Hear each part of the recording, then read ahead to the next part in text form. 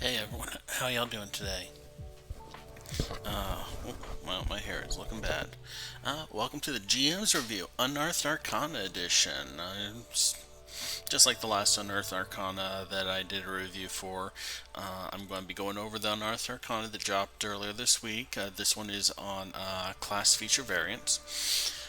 These are different options that your players or you, if you're a player, could have in game when you're making and leveling your characters. Keep in mind, this is playtest content. It is not officially released yet. When it is officially released, it may be in a vastly different form. And I'm going to have a little bit of a discussion about some of the issues that and the concerns people have been having that I've seen in conversations about this little bit of splat that dropped, I guess. Well, without further no, let me do a couple quick announcements. I have been off the air for a while doing without any new GM's review, GM's brews.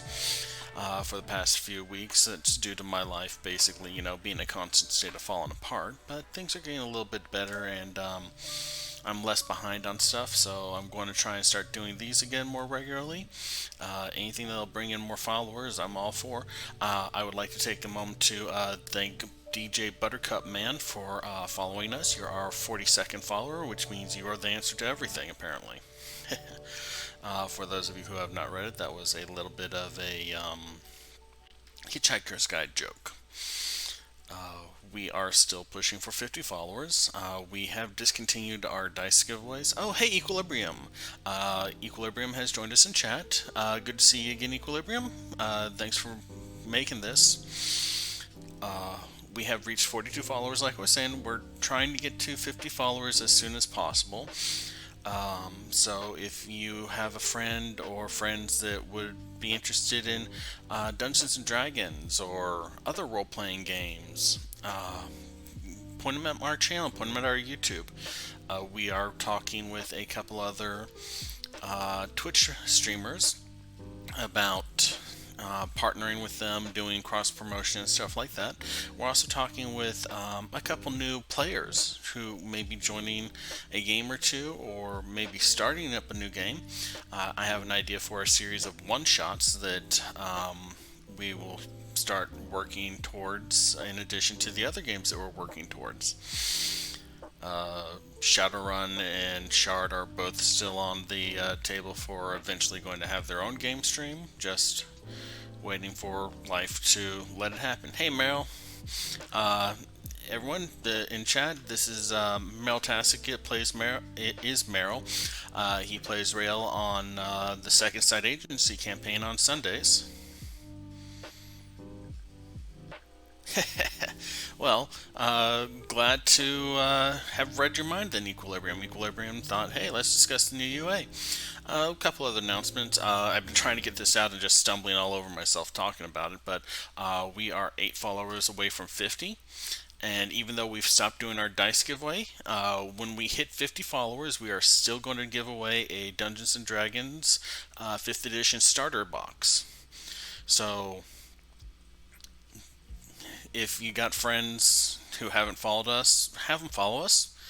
It literally costs you nothing, literally costs them nothing, and I will give away a starter set which has like dice, pre-made characters, and adventure, pretty much everything you need to get started playing Dungeons and Dragons.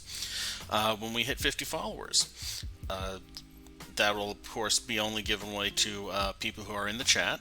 You may notice a couple changes to our Twitter and our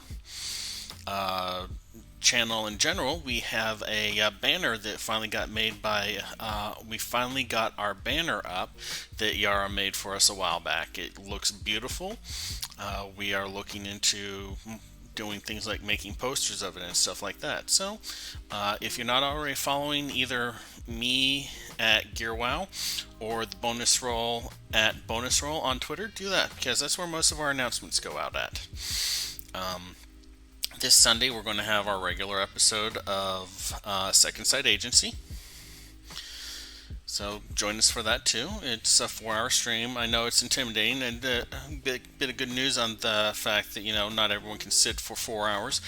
We are in the process of getting our the audio of our older games uploaded to Spotify and looking at other podcasting platforms as well. So right now, episode 1 and episode 2 are up on Spotify. You can find it by just searching for the bonus roll, and this way you can listen to it on your own schedule. Please keep in mind the early games were very rough. I was still learning how to do a lot of the stuff that I've kind of gotten half of a handle on now. I've been talking for like 5 minutes now about stuff that doesn't have to do with Unearthed Arcana, so let's start talking about Unearthed Arcana. So, first off, it's important to know that, like I said, this is playtest. It's not official, and when it does become official, it's probably going to be in a widely different format than it is current, or a widely different look than it is now.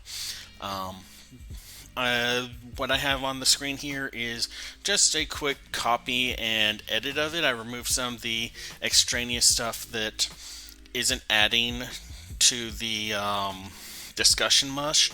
Like a lot of the spellcasters have new spells added to the list, but none of them are losing spells, so all spells are a value add. You can generally find a use for any spell, so I'm not going to go over like what each spell means for each class that gets new spells. Let's see here. There's just the general preamble here about how this is intended to function, where classes gain features at particular levels, and the option to have alternative versions of these. This is not a new concept. Pathfinder is very much about choose your own ability as you level. And with this, Dungeons and Dragons is picking up a variation of that, which honestly they had in in earlier editions with like the second edition kits and stuff. So we'll go ahead and just skip that preamble. Of course, the DM decides which of these options are available to characters in the campaign. So of course, check with your DM before using these. With the Unearthed Arcanas that have been coming out lately, where we have basically a new playtest subclass for every class. And then this, I am of the impression that while it may not be called the Player's Handbook 2, in fact it'll probably be named somewhere along the lines of the previous books. Someone's Guide to Something, or someone's Notes on This. We will probably see a new Splat book early next year. I'm hoping March, May, which will hopefully have a whole lot of new subclasses, some new feats if we're lucky, and these variations. So they break down the variations into two types. There are the enhancements, which basically is just an upgrade for an power that you're going to get no matter what, and then there's replacements, which give you an alternate version of that ability. So I kept the general ordering of this. Basically I just went through and removed the extraneous information that I'm not going to be talking about today. So taking a look at the first one is all classes are going to have access to this proficiency versatility. 4th level or higher features enhances ability score improvement. So when you hit 4th level and at certain other levels in your class progress, you get an ability score improvement. If your dungeon master is allowing you to take feats, you can instead take a feat. What this feels like it's doing is sweetening the pot a bit for those ability score improvements, because now not only do you get an ability score improvement, but you can swap skill proficiencies around.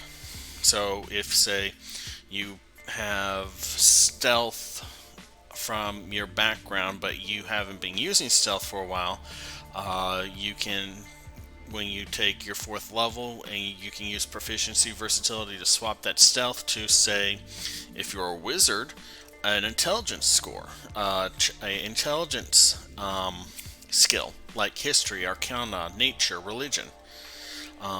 and it explains that this change represents one of your skills atrophying as you focus on a different skill, which is nice that they give context for how this would work.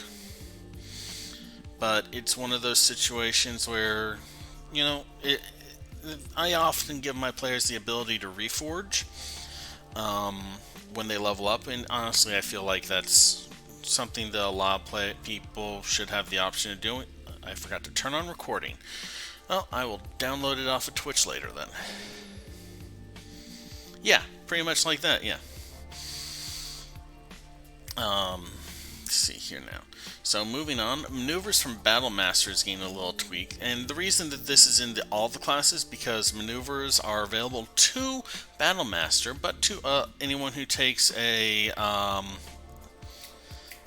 what's it called? That feat.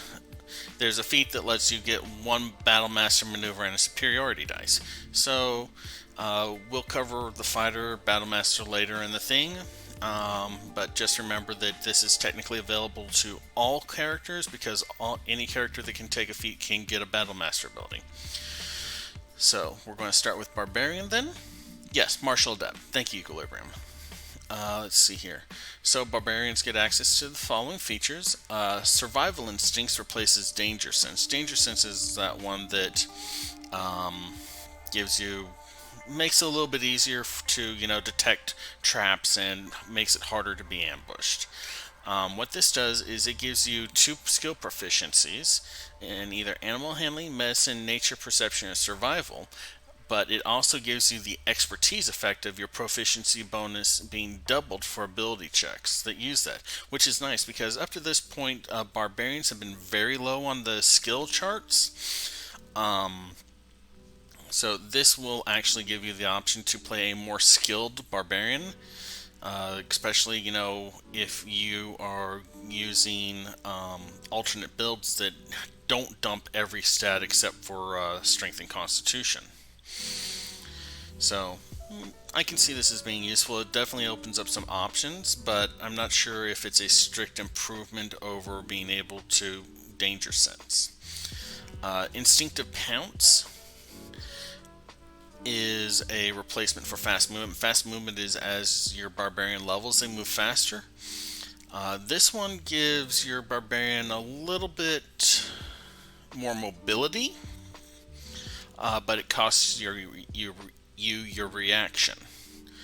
So I mean, if you have someone that comes within 15 feet of you, you can use your reaction, and generally your movements as a barbarian, your movement speed will be about 30, since you don't have the fast movement anymore. This really helps you close the distance, especially if something is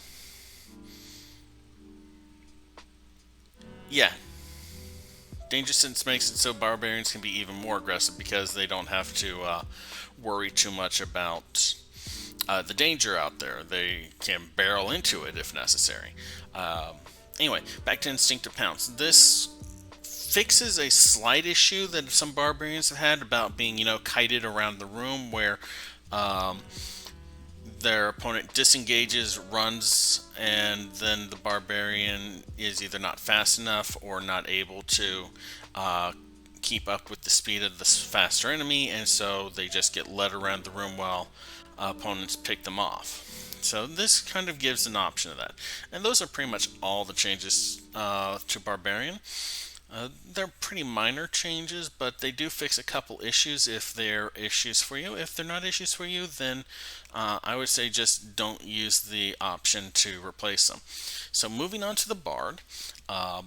Bards do get some new spells. I'm not going to go over the spells because every new spell is a value add. And every spell is useful in situations that spell is useful in. Let's see here. Moving on to Magical Inspiration.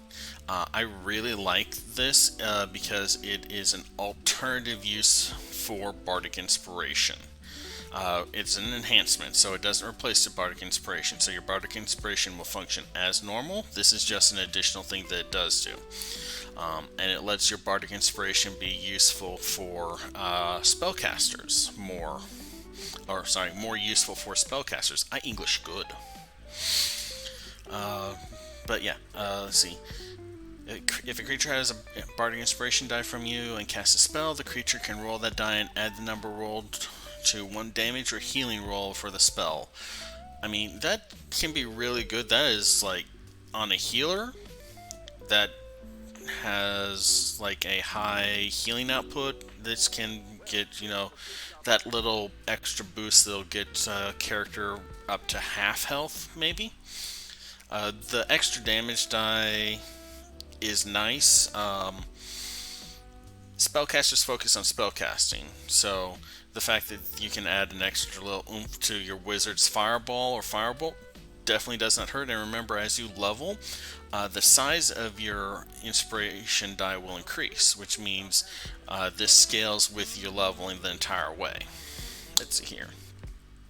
Spell versatility. A number of classes actually get spell versatility now, and basically what this does is it gives you the ability to swap out spells depending on certain factors. So for bards, when you finish a long rest, you can replace a single spell that you know with another spell from the bard list. The big issue is that the spell has to be the same level as the spell you replace. And here's the thing, cantrips, as it says under here, are spells. So a bard can use this to swap around his swap out a cantrip or two whenever he takes a long rest. So if you haven't been using friendship, that's no longer a dead pool. You can swap that to prestidigitation or something. Oh, there is some bouncing on there. Sorry. Okay, camera stabilized. There we go. But yeah, that is really big, and a lot of classes pick up variations of the spell versatility, which is really good. In fact, we're about to take a look at the cleric, who has... The cleric gets some new spells too. Again, I just did not bother listing that. There it is. Okay. Cantrip versatility. Whenever you gain a level in this class, you can replace one cantrip you learned from this spellcasting feature with another cantrip. So you can't swap them out as frequently as the bard, but it's still a useful thing for like developing your character over time. If you took, say, you're a nature cleric and you took Shillelagh early on, but you've since switched to more combat spells and want to swap out Shillelagh for something more useful. I know, who would ever want to swap out Shillelagh? It is awesome. I guess Magic Rock would be a better example. Say you got Magic Rock so you could fling pebbles at people, but you've kind of moved past the rock throwing phase of your life.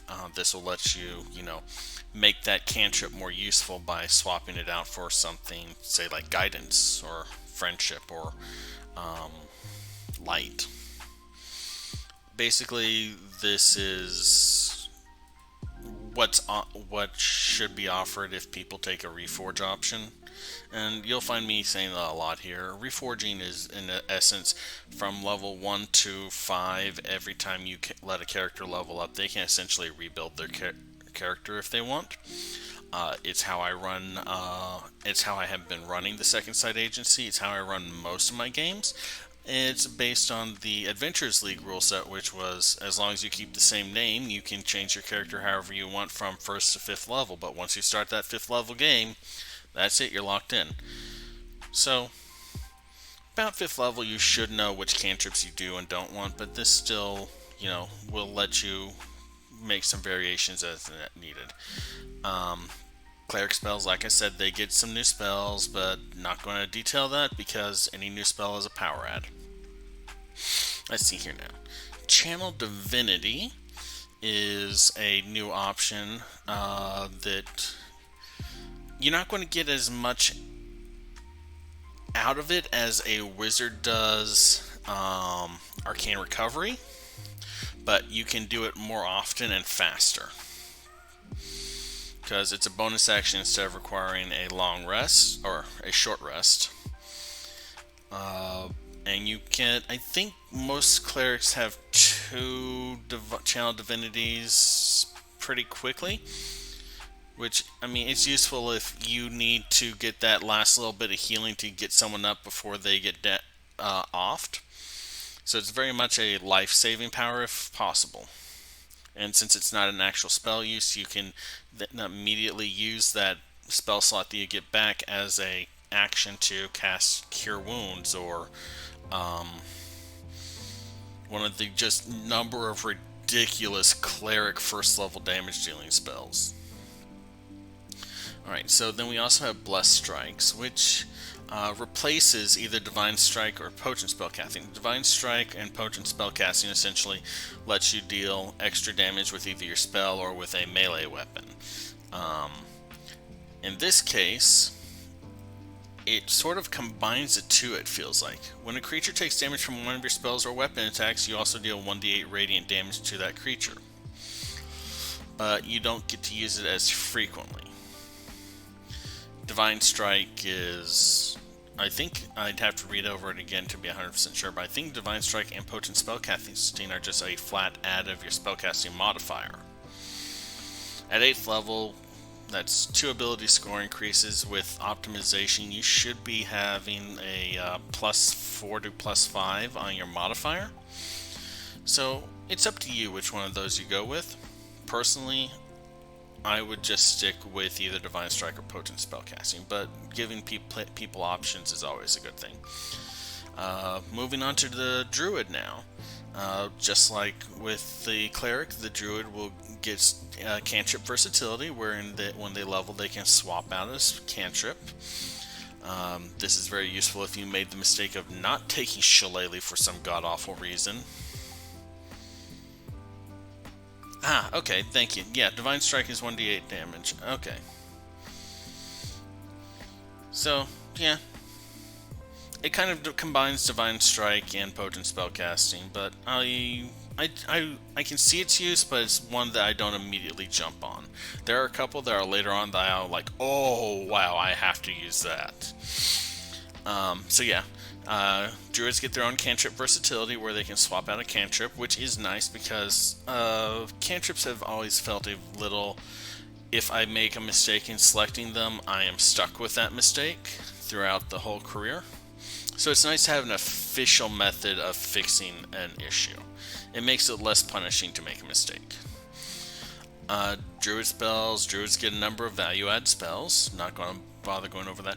Wild Companion, I really like this because I am not a huge fan of Wild Shape. It's very good. I recognize that it's very good, and it is integral to Circle of the Moon.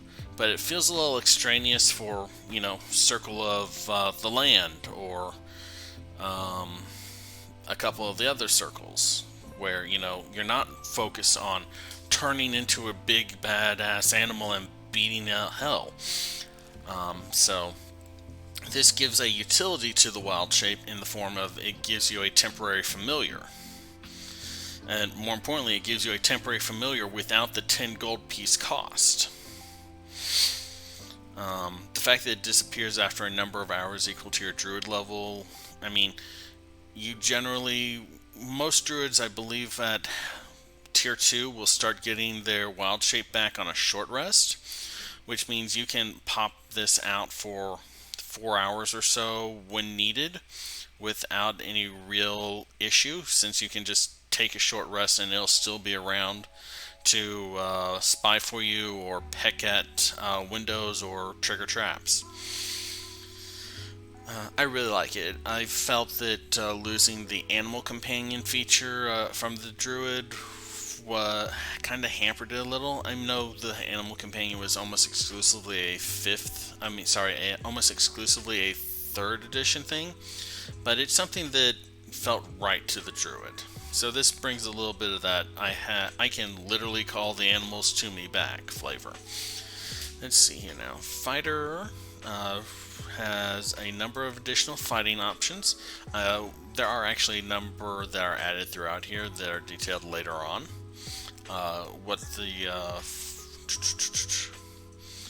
The fighting style section, it's not on page 12 because pages were different formatting, but in addition to the fighting styles listed in the fighting style at the end, they gain Superior Technique. Superior Technique Lets you learn a maneuver of your choice from those available to the Battle Master archetype. So even if you're not a Battle Master and you don't take the Battle Master, the Martial Adept feat, if you're a fighter, you can still learn a Battle Master maneuver, which I feel is really good. Don't get me wrong, like a lot of the fighting styles are excellent. Defensive, armor, duelist. Duelist is really great because you can basically get the damage of a two-handed martial weapon with a one-handed versatility, and you get a +2 armor with a shield. But if you want to have some more combat tricks, then Superior Technique is definitely a value add. Let's see, you get the superiority dice back on a long or a short rest, so you don't even have to worry about like, oh, well, if I use this, am I done for the day? Or can I keep going? You can keep going. Just, it's if you have a Warlock in the group, the Warlock is going to want to take a frequent short rest anyway, so this is one more reason for the Warrior to say, yes, Warlock, let's have a nap and some snacks. Maneuver versatility lets you, if you know any maneuvers from the fighter's Battlemaster archetype, you can replace one maneuver you know with a different maneuver whenever you finish a long rest.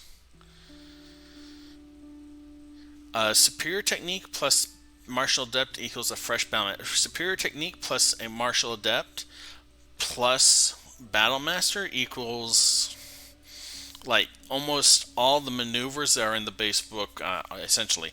And now with maneuver versatility, even if you have a maneuver that you like, you can swap it out. It essentially makes maneuvers interchangeable. So if you say you have,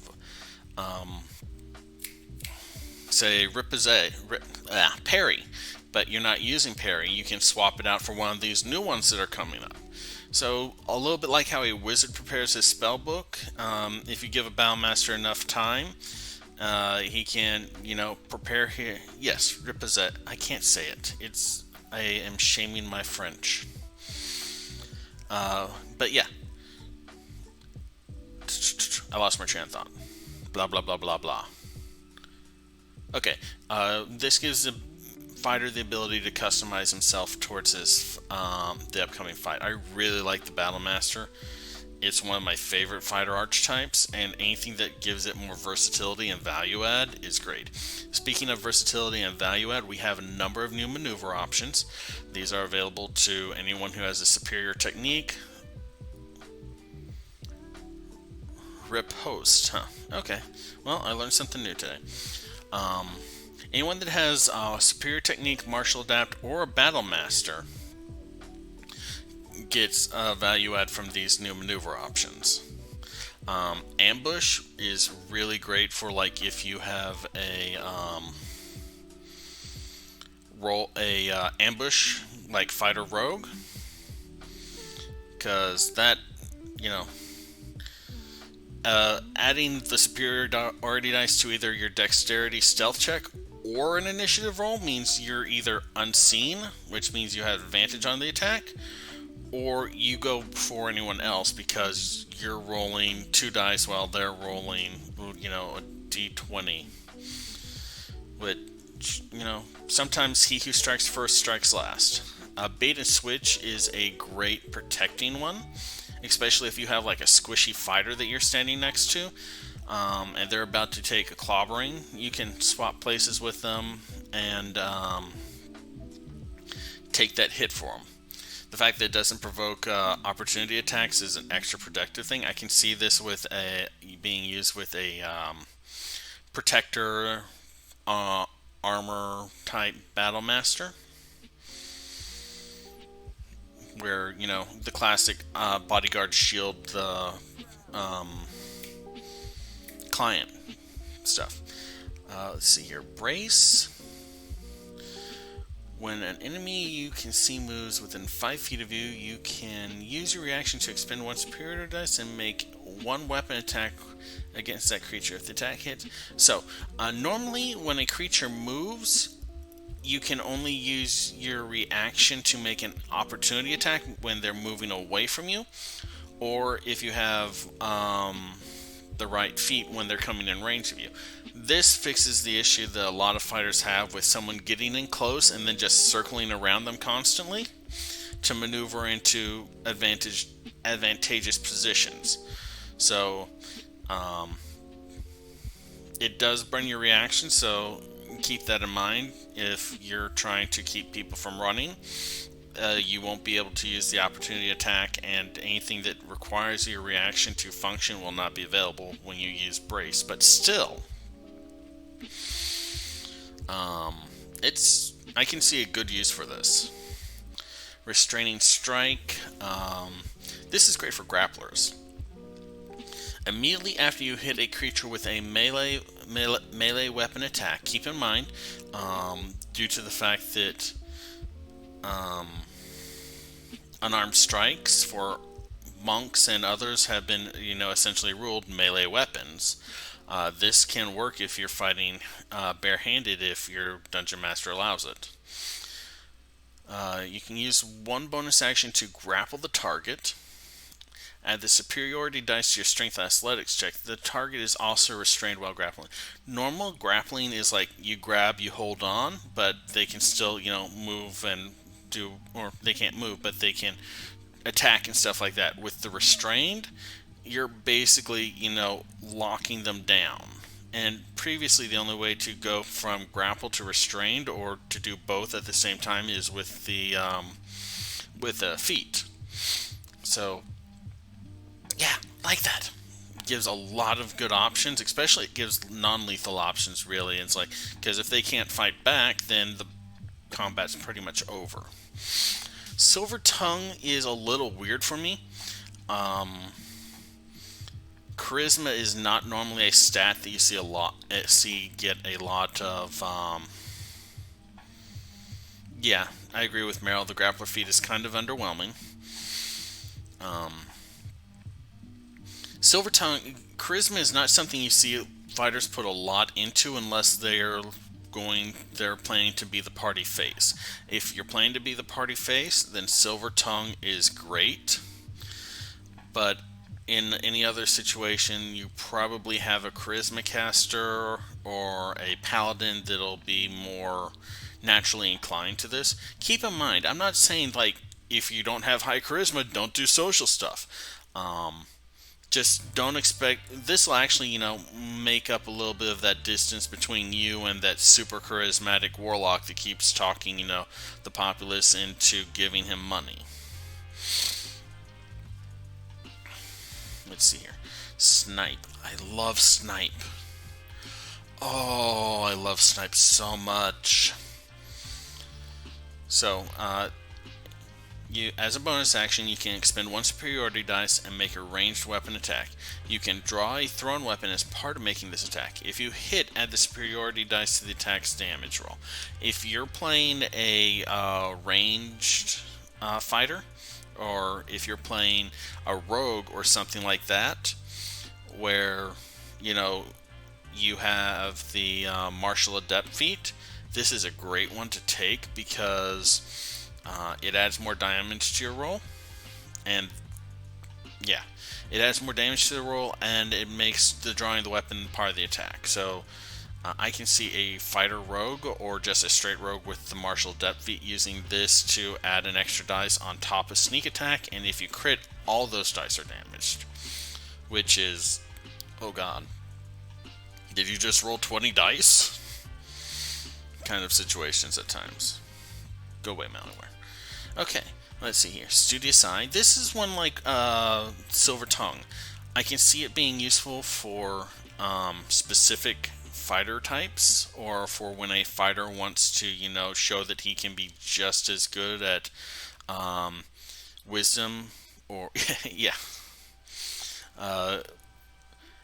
This is one that I think is the reason why they added the maneuver versatility, just like the Silver Tongue.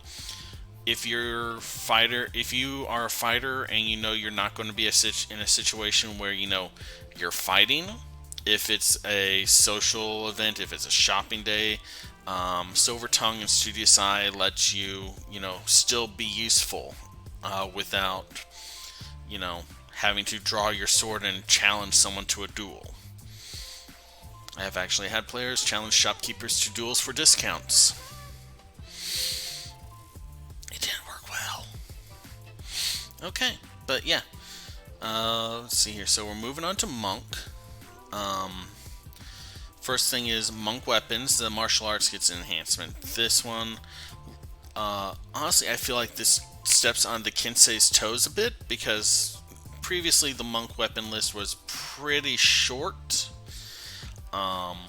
Now basically you can have 5 plus your wisdom modifier of any weapons, as long as they are simple and martial, you're proficient in them, and they lack the heavy, the special, or the two-handed properties.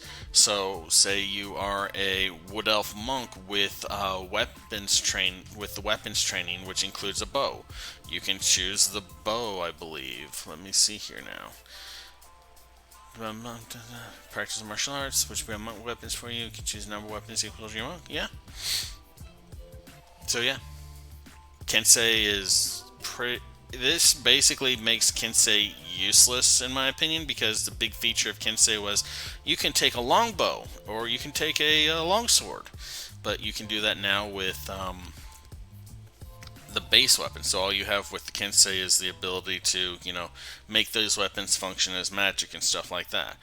But, I'm fairly sure there's a monk ability that lets your attacks feature count as magic weapons anyway. So, if you have a monk in your group, or if you are looking to be a monk and you're considering Kensei, keep this in mind, because it could cause some issues for you. We have a couple more uses of ki, which is nice, because in the base system, it's basically you can use ki to either punch faster or punch more, run faster, jump farther, or avoid being hit. So the ki field strike makes it so even if you're using, your key for Step of the Wind or something like that, you can still make an unarmed strike as a bonus, which basically is ridiculously awesome. It is a huge value add for monks, because now you don't have to choose between, using your monk ability to get out of a fight or move somewhere and dealing damage. You can do both. And speaking of, honestly, let's see here. Let me read this. When you spend ki or more as part of your action on your turn. So, I can see this being really good for elemental monks, where they have a number of ki-powered abilities that,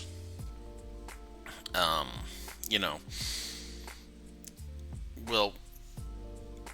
I cast Fireball with my monk thing, and then I punch this random dude.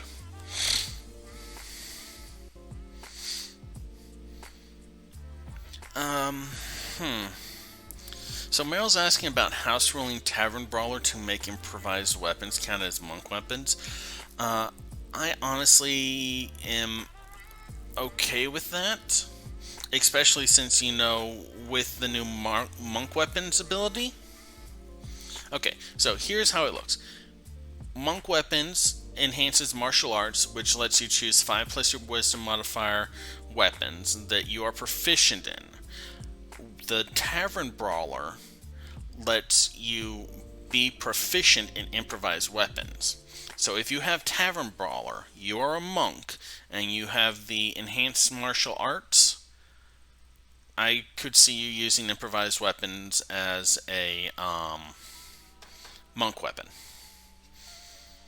if you want to, Jackie Chan. Okay, so let's see here. Where was I? Okay. Key features. You get some new uses for keys.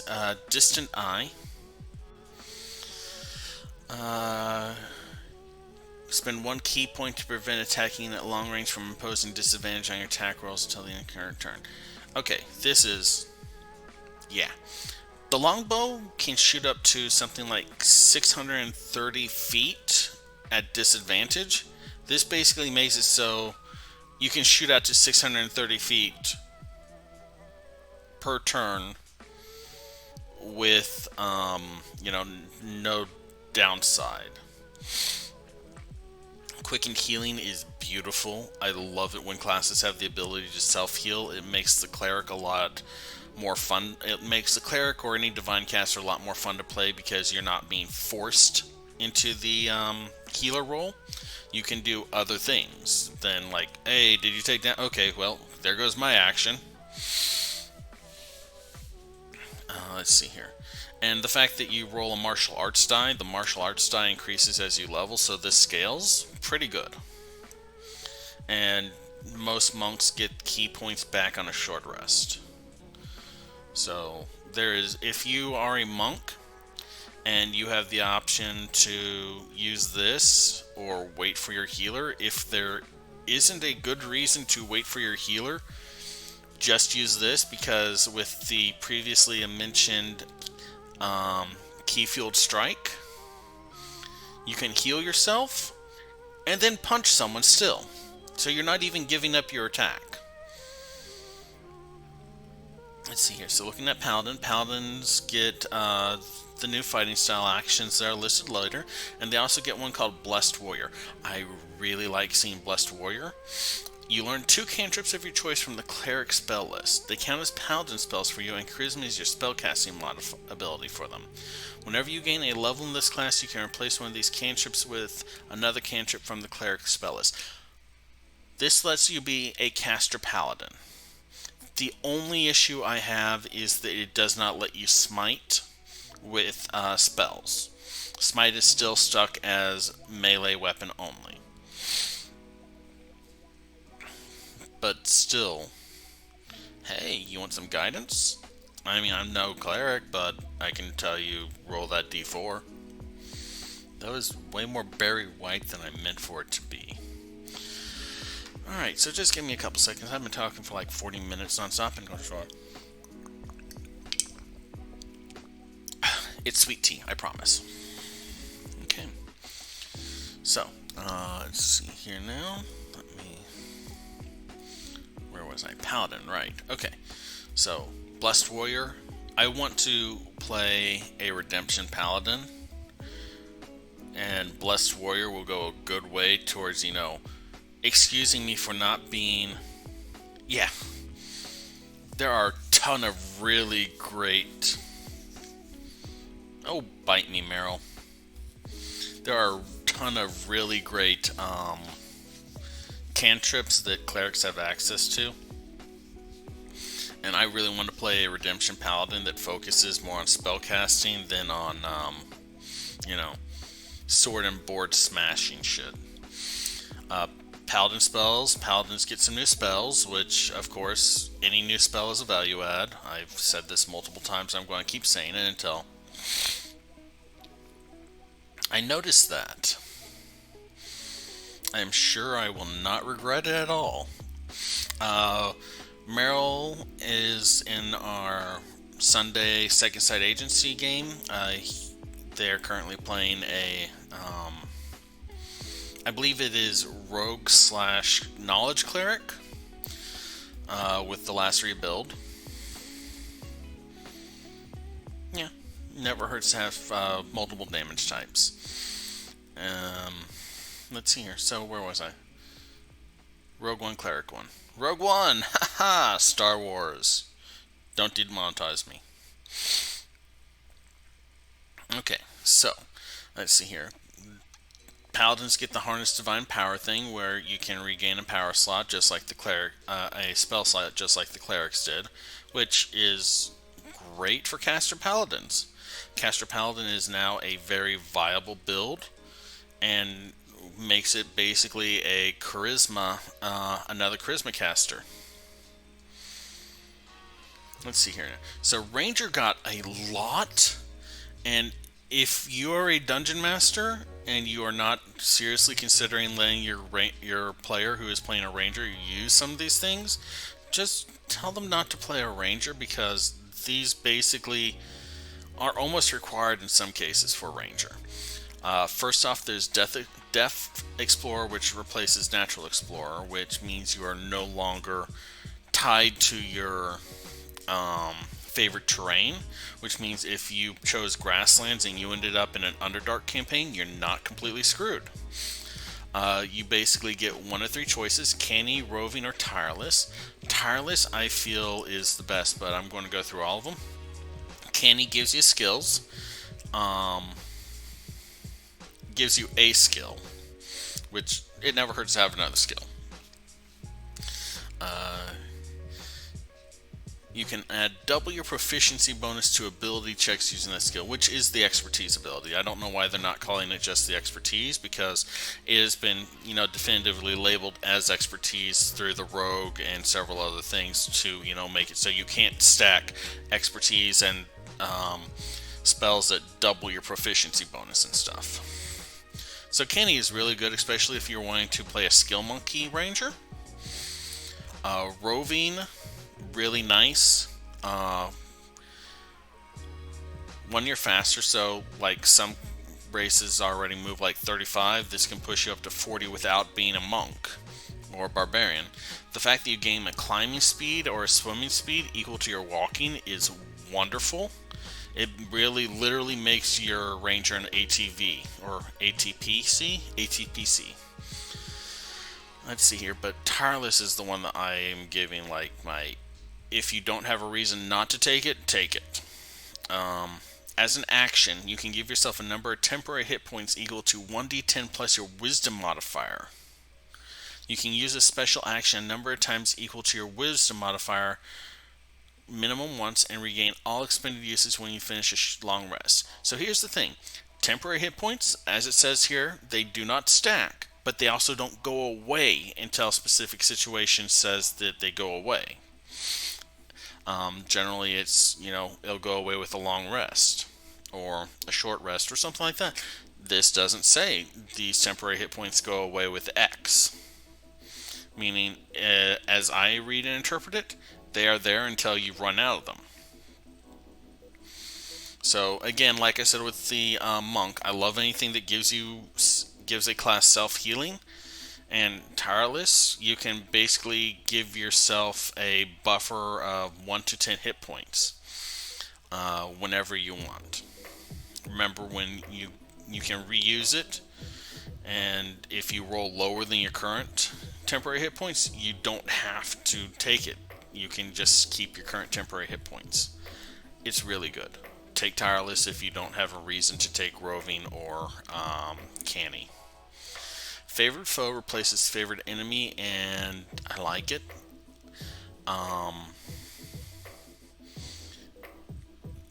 It's free Hunter's Mark. Hunter's Mark is literally the bread and butter of a ranger. This gives it to you for free, makes it so it doesn't count against your ranger spells, and it gives you at first level, which really helps that damage curve at like the early game. The fact that you can use it a number of times without expending a spell slot and without requiring concentration is great. And even after you've used those, you can still cast it because it's added to your spell list. Seriously, I love Favorite Foe.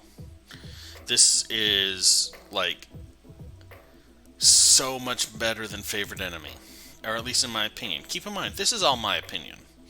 What you think is what you think. What you like is what you like. If you like Favorite Enemy and you want to keep using it, go for it. There is no wrong way to have fun unless it's hurting someone else. So, Rangers get fighting style options. There are the fighting style options that we'll cover later, but Druidic Warrior too. This basically makes it so you can have a caster ranger, just like the Paladin's new fighting style made a caster paladin. This gives you cantrips from the druid spell list.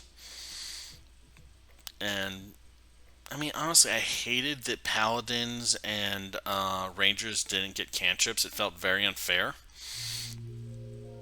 I feel that having to give up the Fighting style options kind of forces you into the caster role if you want to have cantrips, but if you want to have cantrips, you're going to want to play the caster role anyway. So I can see it working. I'm okay with it.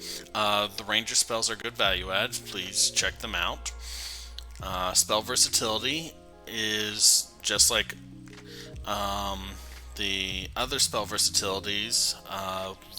Just like the spell versatility that the bard has. When you finish a long rest, you can replace one spell you learned.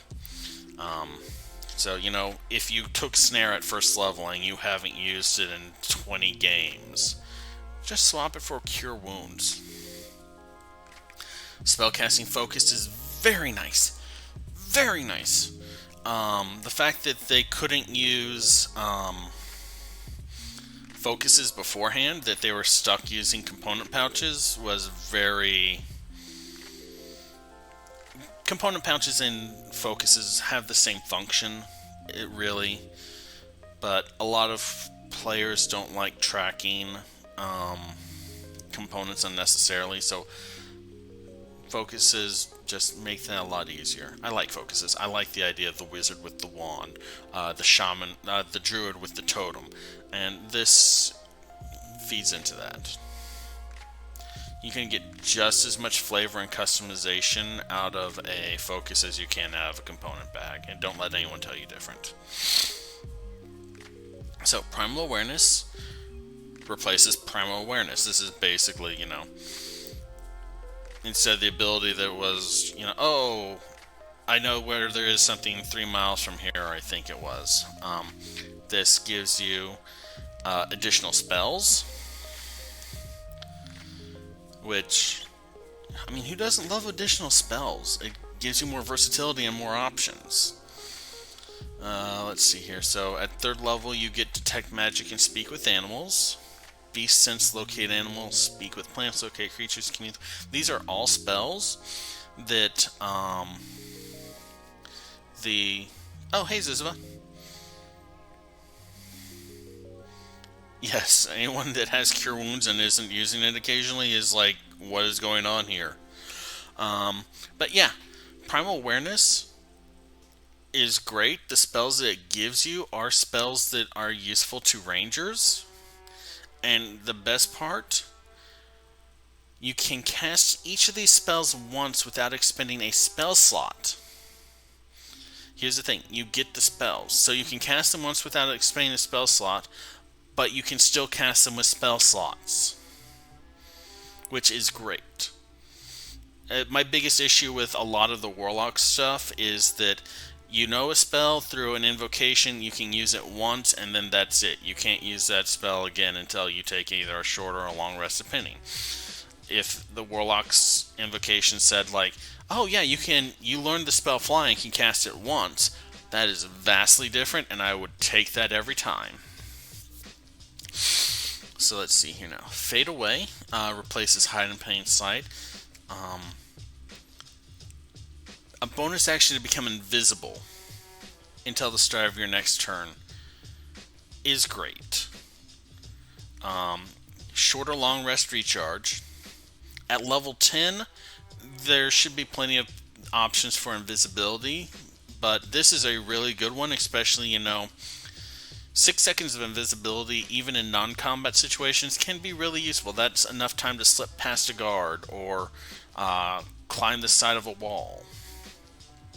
Don't underestimate non-combat uses for abilities.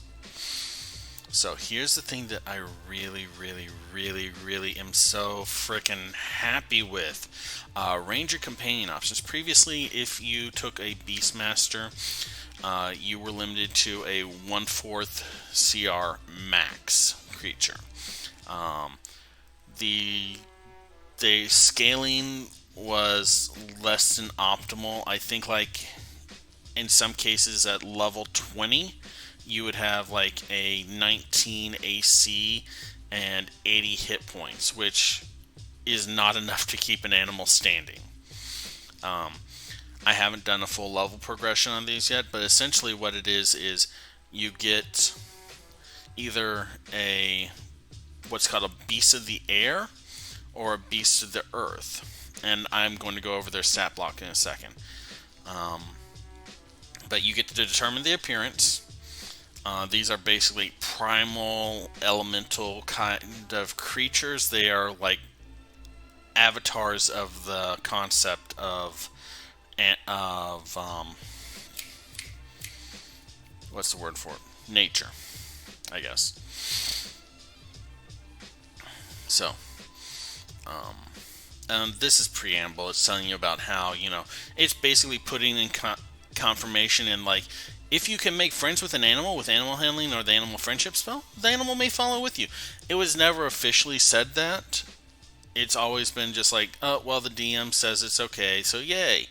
Now you can point to a rule set and say, see, it says right here that the animal can travel with me. Let's see here. But the Beastmaster archetype can form an even stronger bond, feeling like a sibling to the animal. So, yeah, this basically just unlocks it, but let's take a look at the Beast of the Air. This is a small beast. It doesn't have the best AC, 13, but it has flyby. So there is no reason for it to not fly 30 feet in, attack, and then fly away. This creature is got a decent hit points, your Constitution plus your Wisdom modifier, and 5 times your level. It can regain hit points through D6s equal to your Ranger level, so a little bit not as beefy, but decent stats. That Dexterity is really nice. It's smart. It's human level smart, which is a nice change. It means that a lot of the Ranger spells that are restricted to creatures that are intelligence 4 or less will not work on these, though. Keep that in mind. Good saving throws, good perception and stealth, especially if you pick this thing up at 3rd level. It's going to be rolling better, as good or maybe even better perception and stealth than some of your party members. That 60-foot dark vision.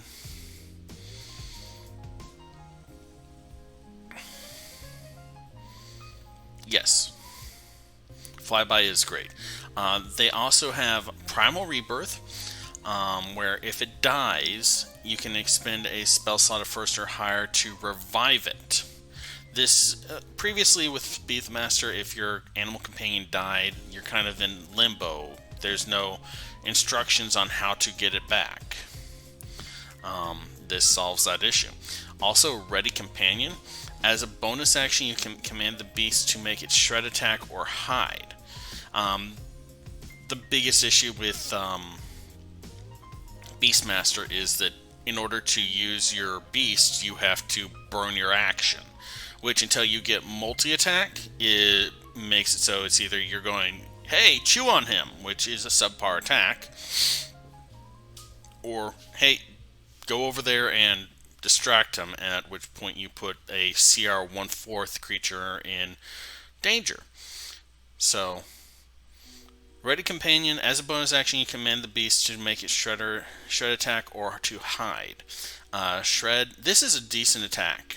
My only issue is that it doesn't scale. But I think the Beast Companion feature may add some scaling to it. I'll have to look at it once it's up on D&D Beyond to do some actual scaling comparisons. But this is a great scout and striker. Let's take a look at Beast of the Earth now. This thing's medium, so it's a bit beefier, bigger, but it's easier to hit. Same hit point calculation. Good movement speed. It has a climb or swim of 40 feet. That's your choice. I would say swim, personally, because it makes it less likely for your dog to drown. But that's me.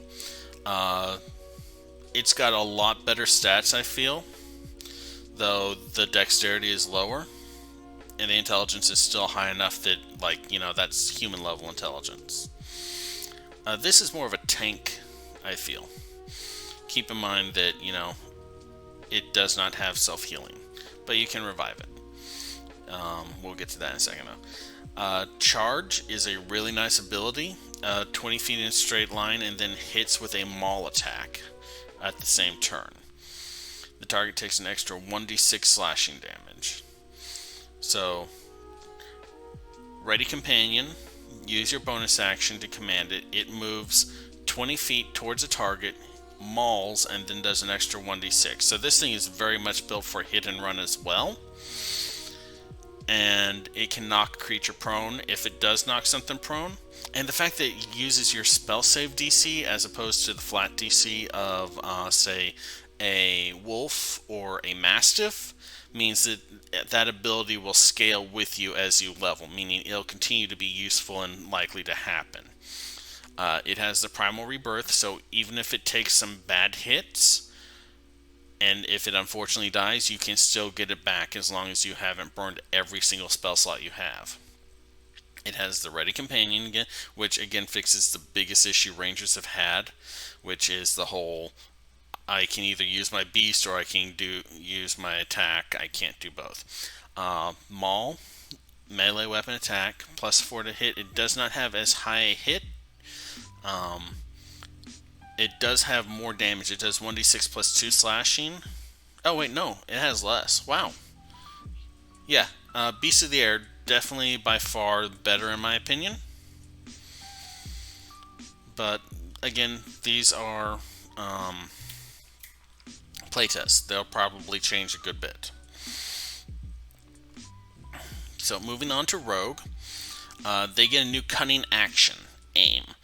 You get an additional way to use your cunning action, carefully aiming your next attack. As a bonus action, you give yourself advantage on your next attack roll on the current turn. You can use this bonus action only if you haven't moved during this turn and after you use the bonus action. Your speed is 0 until the end of the turn. This is great for a sniper because here, take a look. Your rogues generally, their damage comes from a single burst target hit. Especially if they can use their sneak attack. Sneak attack, generally you have to either have an ally within 5 feet or advantage. So you get your rogue gets a nice little comfy spot, takes the cunning action every turn to aim, and as long as they hit, which is very hard not to do when you're rolling advantage because that equates to roughly a +5, you're guaranteed to drop a sneak attack if you hit, without even necessarily having a friend put themselves next to your target. My biggest issue with it is the 0. You can't move, and you can't move before and you can't move after. I can understand that is to keep this from being overpowered, but it's really dangerous to, be stuck in one spot in combat. So, if you use this, make sure you use it wisely and tactically. So, Sorcerer, I was really hoping that they would add something for every Sorcerer class to give them more spells, because in a recent Unearthed Arcana, they showed the Aberrant Mind Sorcerer actually got specific spells from its Sorcerer subtype, which solved a big issue that Sorcerers had. I'm saying Sorcerer a lot. A big issue that they had where, they don't learn as many spells. But that didn't happen, though they did add some nice things. Sorcerers get more spells on the spell list, so at least you have more options. They did kind of look into the issue of not having a lot of spells to pick, because I think at level 20 you have like 11 spells as a sorcerer. I'll have to look at the chart to be 100% on that. But spell versatility, like with the Bard and with the Ranger, on a long rest you can replace a spell, which means, if you have something that you're not using or something that's not useful for that day, you can swap it for something that will be. Font of Magic options. This gives you more ways to spend sorcery points beyond either turning them into spell slots or using meta magic. Now, some subclasses give you other uses, but this is for every sorcerer will have these options. Empowering reserves. Advantage is great. on average is about a +5 to your roll to roll with advantage. So, yeah. Imbuing touch basically turns a non-magical weapon into a magic weapon, which is great for overcoming damage resistance. And it doesn't have to be a magic weapon that you wield, I believe. Okay, for as an action, you can touch one magic weapon and spend 2 sorcery points to imbue it with magic for 1 minute. So, y'all are going up against a golem, and your fighter doesn't have a magic sword. You put your hand on that sword, spend 2 sorcery points, and suddenly, instead of dealing with that damage reduction of its resistance to bludgeoning, piercing, slashing, your fighter is dealing full damage. Sorcerer's Fortitude, I've said it before, I will say it again, I will say it every damn day. Anything that lets you heal... wait, hold on. Yeah. Anything that lets you heal or anything that gives you temporary hit points is great, because it makes other classes free to deal with things and to, not be forced into the role of heal bot. You can spend any number of sorcery points to roll a d4 for each point expended. You gain a number of temporary hit points equal to the total rolled. So, you dump 3 sorcery hit points into that. Let me just throw dice. That's 1, 2, 3, 4, 5. 5 temporary hit points at level 2nd. Yes, I agree with this. The tactics for a team and not just a single player are great. So the fact that you can give yourself temporary hit points on top of some of the options to increase your hit points already, if you don't want to blow a spell slot on that, great. There's a couple subclasses that give you extra armor, so you can even hold on to those temporary hit points a little bit longer.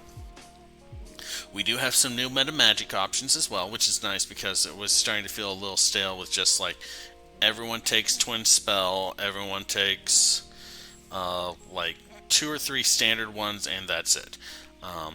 These add some nice versatility. Elemental spell basically lets you swap damage types, which can be really good. So, fire is the most commonly resisted damage type in the game. So swapping that fireball for a thunderball, which thunder is not resisted too often, is great. Yes.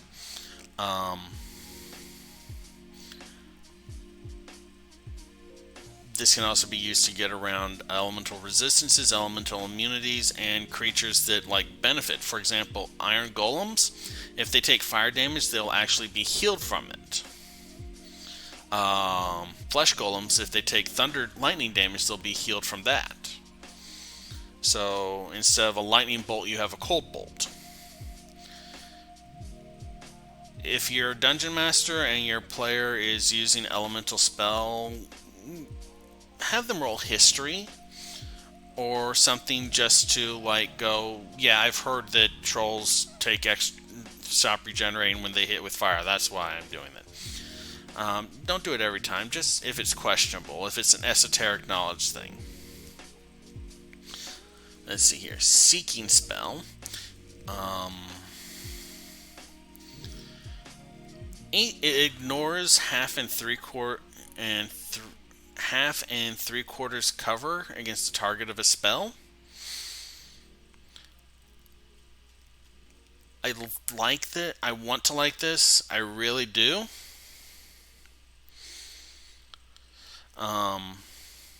If a target has to make a dexterity saving throw, it doesn't matter if they're behind half or 3/4 cover, I don't think.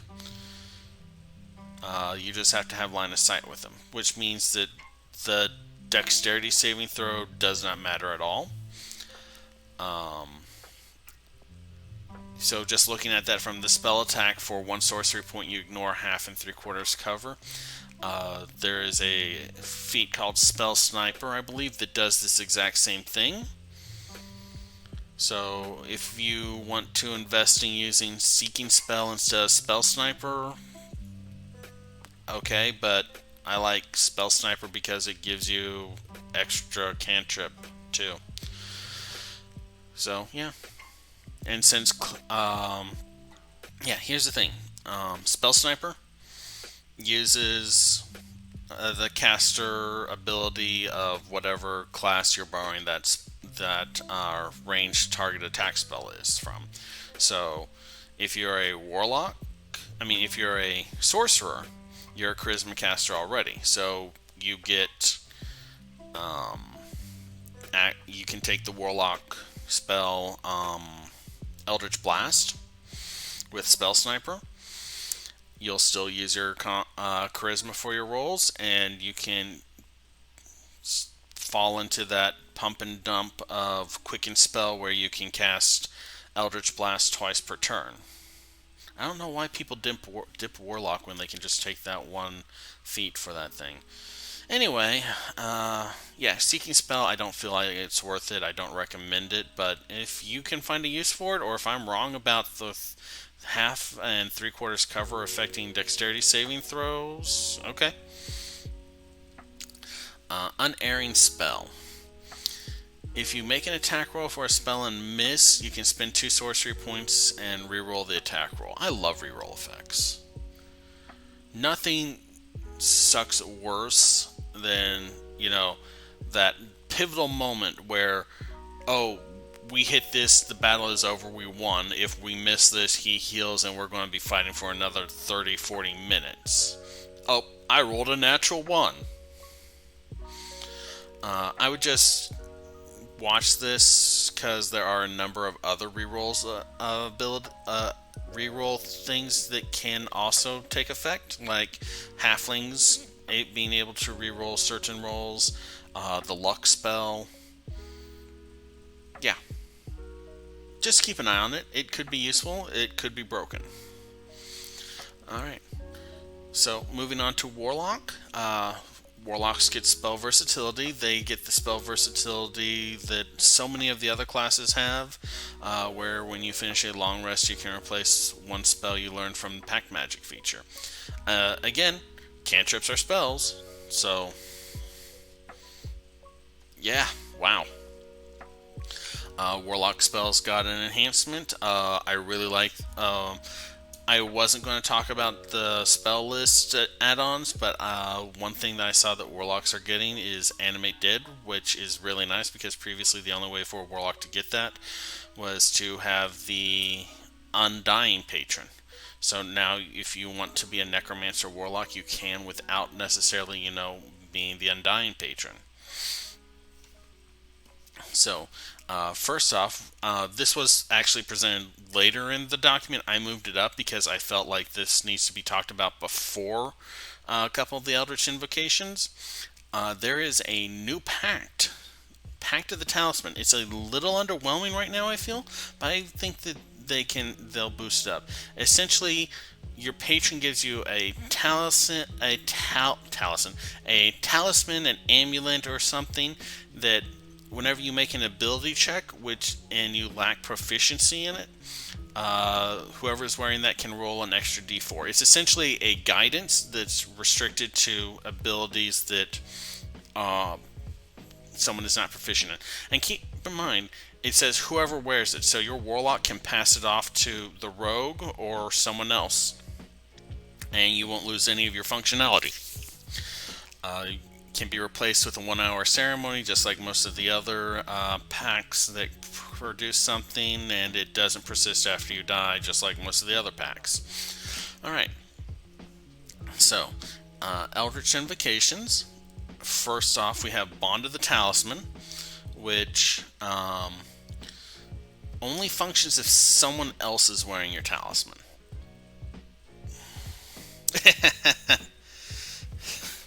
Yeah, I realized what I was saying when I said talisman. I was like, oh, yeah, critical roll. I missed critical roll. I need to catch back up. So, Bond of the Talisman. If someone else is wearing your talisman, you can use your action to teleport to an unoccupied space closest to them, provided you two are on the same plane of existence. or the wearer of your talisman can teleport to you. This is great.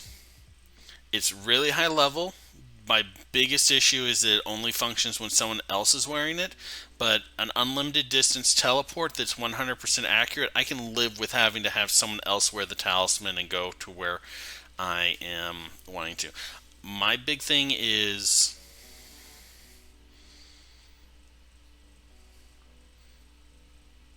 I would have to edit your character. I think it was through the undead, but yeah. Anyway, here's the thing I'm thinking of. Someone else is wearing your talisman. As written and as intended, that tells me it needs to be a person. It can't be like, oh, put this talisman on the bird and send the bird to fly to the next city and then teleport to the bird. But I would love to use it like that. So, Chainmaster's Fury.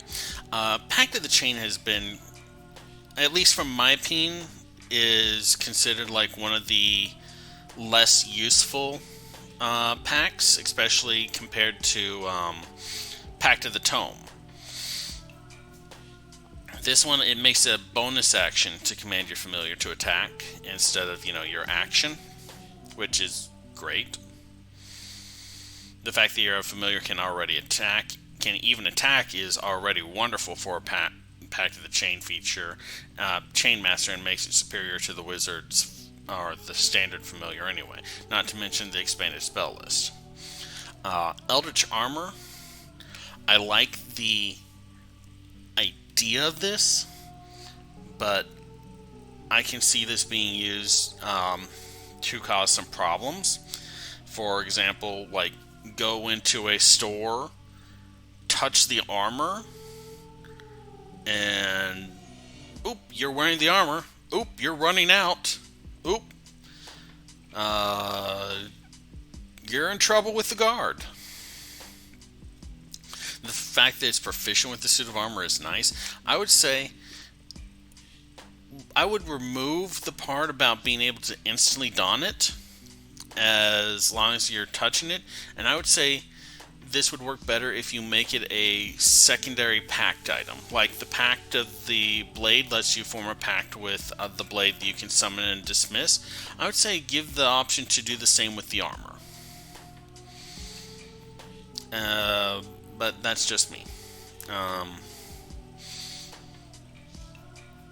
It's problematic in that it's got a lot of ways creative players can abuse it, but honestly, letting creative players abuse stuff is sometimes the best way to get some fun. So, Eldritch Mind, advantages is again wonderful, +5 and average roll.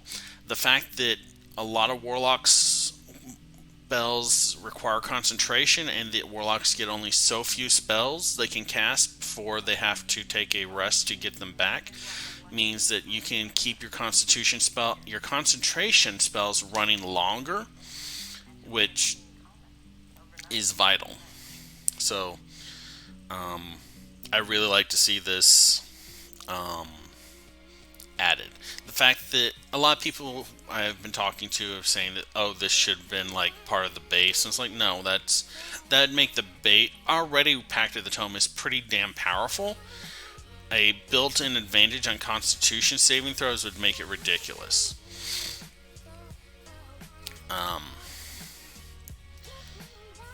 It'll also save you having to take the Warcaster feat, I believe. Farscribe. This is another. This is one I hadn't thought of, but I really like. A new page appears in your Book of Shadows. With your permission, a creature can use its action to write its name on the page, which can contain a number of names equal to your Charisma modifier. So, optimized Warlock can be up to 5 before things that push you beyond, the minimum. When you cast the Sending spell, or you can cast a Sending spell targeting a creature whose name is on the page without using a spell slot and without using material components. Target hears the message in the void. If the target replies, the message appears on the page. The writing disappears in a minute. As an action, you can magically erase the name. There's no limitation. You can do this as many times you want. The only limitation is the name on your book. This is ridiculous. I love it. Gift of the Protectors. A new page appears in your Book of Shadows, just like in the previous The Far Scribe. With your permission, a creature can use its action to write its name on that page, which can contain a number of names equal to your Charisma modifier. When any creature whose name is on the page is reduced to 0 hit points but not killed outright, the creature magically drops to 1 hit point instead.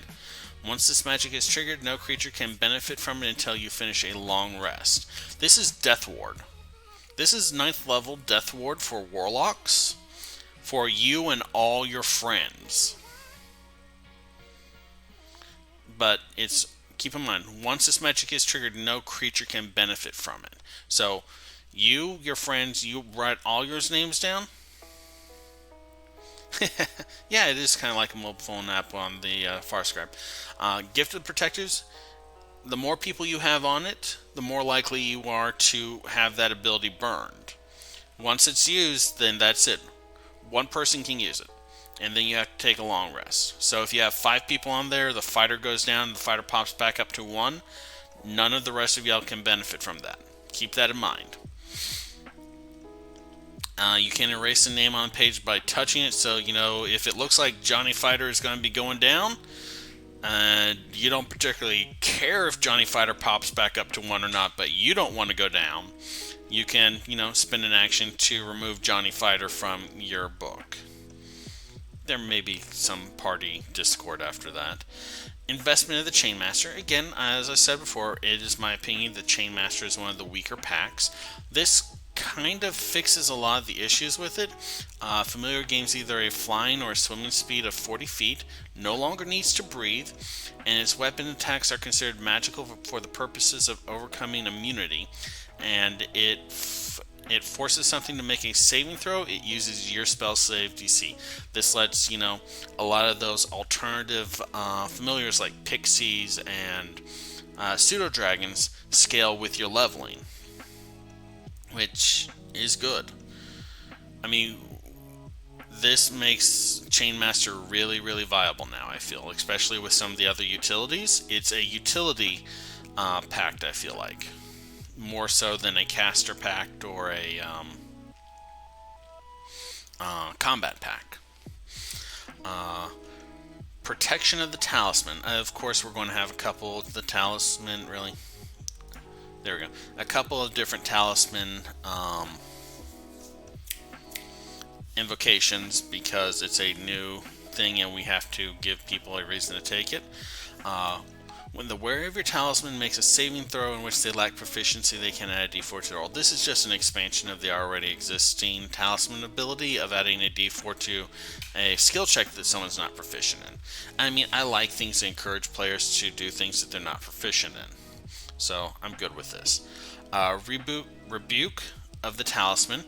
When the wearer of your talisman is hit by an attacker you can see within 30 feet of you, you can use your reaction to deal psychic damage to the attacker equal to your charisma modifier and push it up to 10 feet away from the talisman's wearer.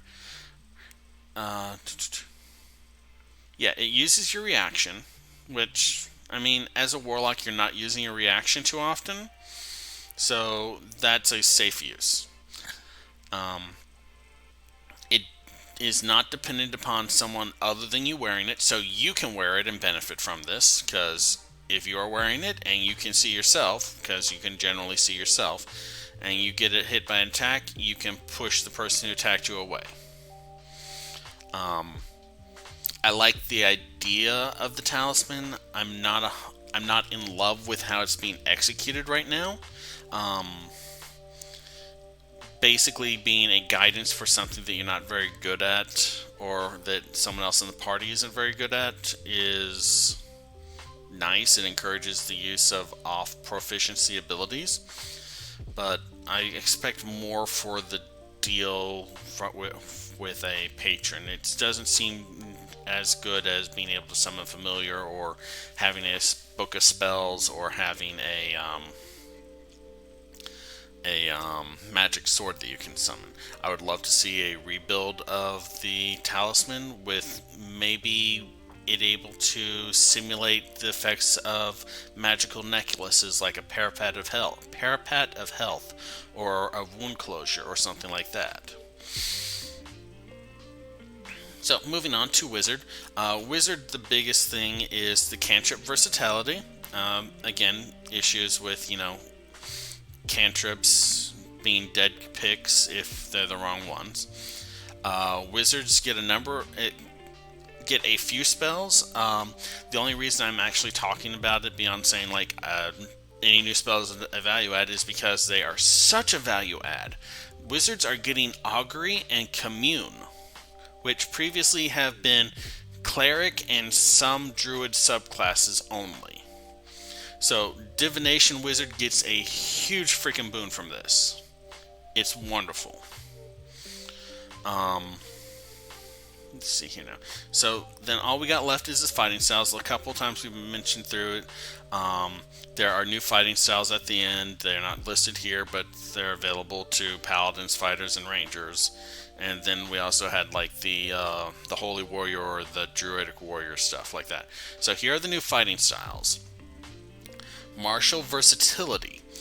Whenever you gain a level in a class that has a fighting style feature, you can replace a fighting style with another style available to your class. This change represents a shift in your focus from martial training and practice, causing you to lose the benefits of one style and to gain the benefits of another. So you remember how I was saying, like, if you take the Holy Warrior fighting style as a paladin, it kind of locks you into being a caster paladin. Say you take that and you get, like, a really nice sword, and you say, you know what, I'm going to go melee. When you level up, you can swap yourself to dueling or something else and move. You'll lose those two cantrips, but you'll also be... Oh, sorry. Was scrolled up too far. But this allows customization, and it makes it feel like, oh, I didn't take something right way back 2 years ago, and now I'm suffering for it. Style options are... When you choose a fighting style, the following style... Okay, so these are actual new fighting styles. Blind fighting. Being unable to see a creature doesn't impose disadvantage on your attack rolls against it, provided the creature isn't hidden from you. So, this is essentially the Zatoichi fighting style. The Blind Swordsman. It's a little oddly worded. Being unable to see a creature doesn't impose disadvantage on your attack rolls means that if you're blind, you don't have disadvantage, but also creatures that are invisible are creatures that you can't see, which means you don't have disadvantage on the attack roll against invisible creatures. The exception is if a creature isn't hidden from you. Since a creature hidden from you, you cannot detect even if you're not blind. It makes a little bit of sense. The wording just needs to be ironed out a little bit. Let's see here. Interception. When a creature you can see hits a target that is within 5 feet of you with an attack, you can use your reaction to reduce the damage the target takes by 1d10 plus your proficiency bonus. You must be wielding a shield or a simple martial weapon. This is kind of like the Protector option, where previously you could intercept an attack and take the damage of the attack yourself. But this seems less putting my body between the person that's being attacked and the attacker, and more inserting your shield, which I think this is basically makes the protection fighting style worthless. If you have the option to take interception or the opportunity to take protector, take an interception. You're going to be burning your reaction either way. So let's see here. Thrown weapon fighting is... You can draw a weapon that has the thrown property as part of the attack. You could already draw a weapon that has the thrown property as part of the attack you make with it, so that doesn't actually do anything. In addition, when you hit with a ranged attack roll using a thrown weapon, keep in mind thrown weapon. That means it doesn't work for bows. You gain a +1 bonus to the damage roll. That's nice. I like it. Archery is better. Archery is a +2 damage with bows and crossbows and other ranged weapons. So, yeah. Unarmed fighting.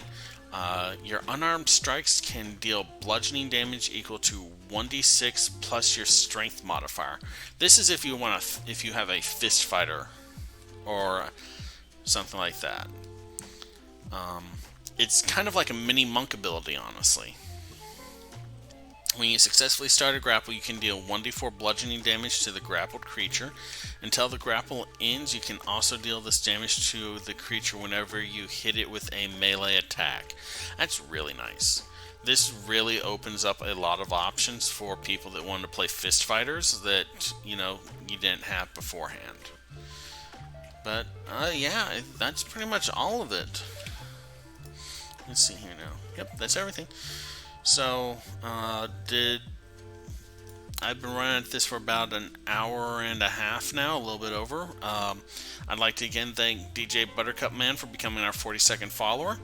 I'd like to thank all of y'all for joining me. I'm going to hang around for a little bit. If anyone has any questions or comments or anything like that, I'd love to hear them from you or talk about them. Otherwise, thank y'all for joining us. Please like and subscribe if you're watching this. Like, subscribe, and comment if you're watching this on YouTube later. Follow us on Twitter at BonusRoll, and follow us on Twitch. We are trying to push for 50 followers.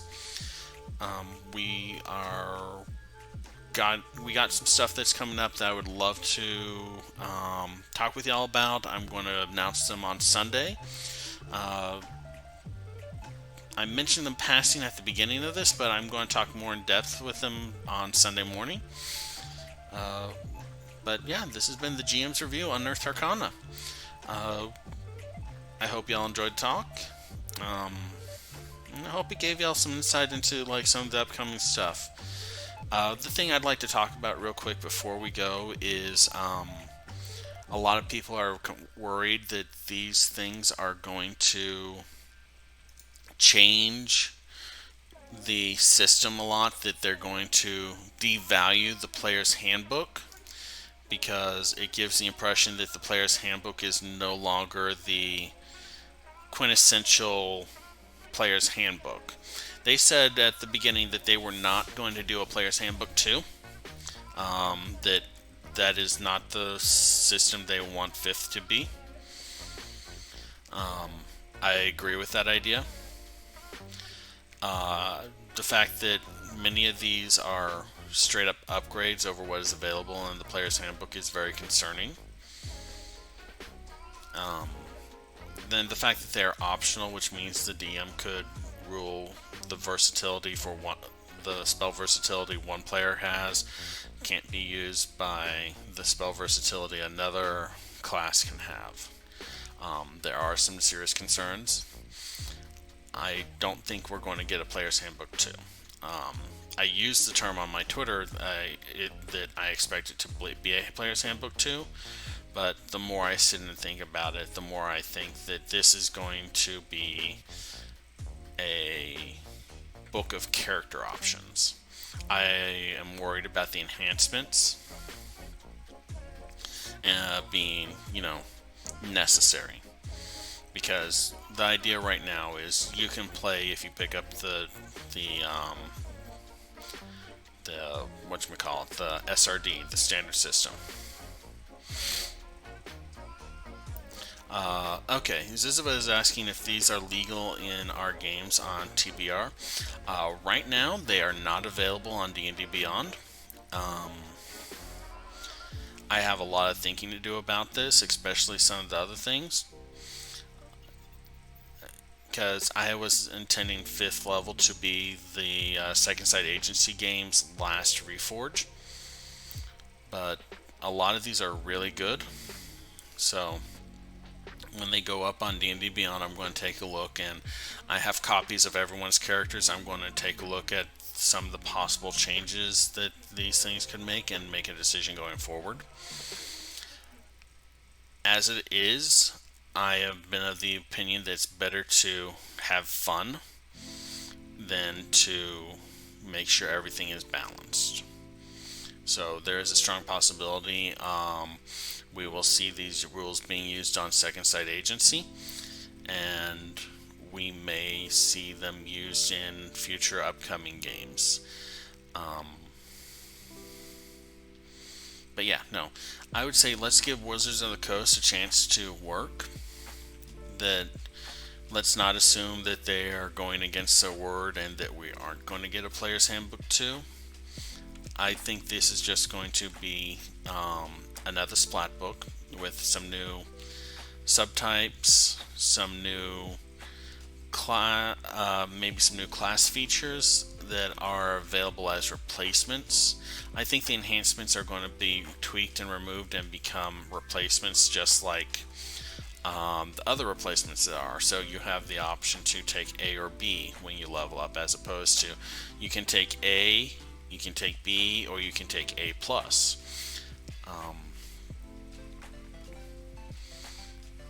Sorry, I'm trying to articulate this very complex idea, and I want to see some new feats. I love it when new books come out, but I don't want new players to pick up the player's handbook and feel like, oh, this isn't the complete game. So that's my concern, and it's the concern of a lot of other people, and I understand that. I've been going for about an hour and 41 minutes now. Did anyone have any questions? I see we have a couple people that are new viewers to here that we haven't had before. I'd like to say hello to you. Had a couple people that are returning viewers, and it's nice to see y'all again.